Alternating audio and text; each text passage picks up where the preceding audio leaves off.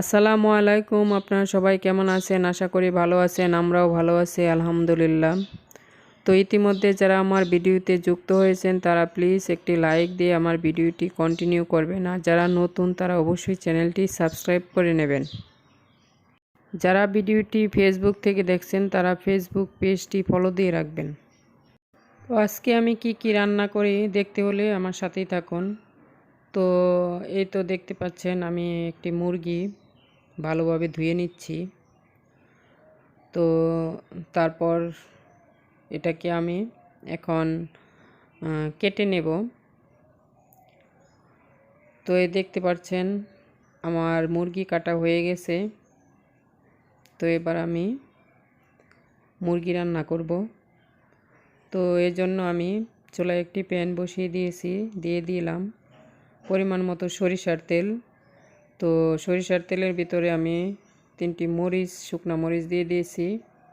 তারপরে দিয়ে দিচ্ছি পেঁয়াজ কুচি করা, আর সাথে দারুচিনি, এলাচ, লং এগুলো দিয়ে দিয়েছি। তো এখন আমি একটু ভেজে নিচ্ছি। তো পেঁয়াজটা একটু ব্রাউন কালার করে নিচ্ছি। তো পেঁয়াজ ভাজা হয়ে গেছে। এবার আমি বাটা মশলা দিয়ে দিচ্ছি আদা রসুন বাটা। তো আদা রসুন বাটাটা আমি একটু ভেজে নেব, তো যাতে মানে কাঁচা গন্ধটা চলে যায়। তো এই জন্য আমি আদা রসুন বাটাটা একটু ভেজে নিচ্ছি। তো আদা রসুন বাটা বেটে নেওয়া মানে ভেজে নেওয়া হয়ে গেছে। এবার আমি একটু পানি দিয়ে দিলাম, মানে ওই গুঁড়া মশলাগুলো এখন দিয়ে দিব যাতে পুড়ে না যায়, এই জন্য পানি দিয়ে দিছি। তো গুঁড়া মশলা দিয়ে দিচ্ছি আমি। দিয়ে দিলাম পরিমাণ মতো মরিচের গুঁড়া। তারপর দিয়ে দিচ্ছি হলুদের গুঁড়া, ধনিয়ার গুঁড়া, স্বাদ মতো লবণ। তো এগুলা দিয়ে দিচ্ছি। তো এগুলা দিয়ে এখন আমি মশলাগুলো ভালোভাবে কষিয়ে নেব। তো দেখতে পাচ্ছেন তো আমার গুঁড়া মশলা দেওয়া হয়ে গেছে। এখন আমি নেড়ে চেড়ে ভালোভাবে কষিয়ে নেব। তো এই তো আমার মশলা কষানো হয়ে গেছে। যখন ওই যে মানে মশলার উপরে তেল বেশি উঠবে তখনই বুঝতে হবে যে মশলাটা কষানো হয়ে গেছে। তো এবার আমি চিকেনগুলো মানে আগে থেকেই ধুয়ে রেখেছিলাম। তো এবার আমি এখন ওই মুরগির মাংসগুলো দিয়ে দিলাম। তো এখন নেড়ে চেড়ে দিচ্ছি, মানে মশলা মিক্স করে নিচ্ছি। তো মশলা মিক্স করে আমি এখন মাংসগুলা ভালোভাবে কষিয়ে নেব।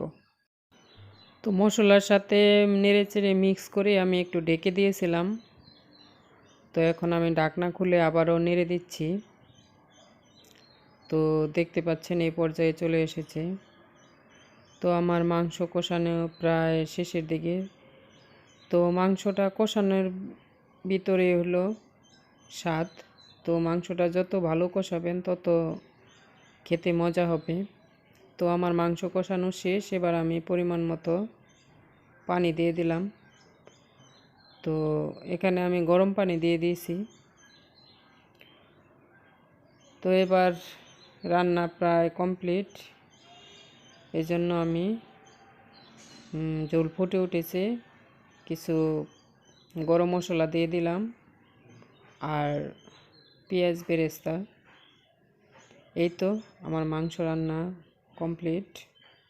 তো এবার আমি রান্না করব সাদা পোলাও। তো এই জন্য আমি চুলায় প্যান বসিয়ে সরিষার তেল দিয়ে দিয়েছি এবং পেঁয়াজ কুচিটা আমি ব্রাউন কালার করে ভেজে নিচ্ছি।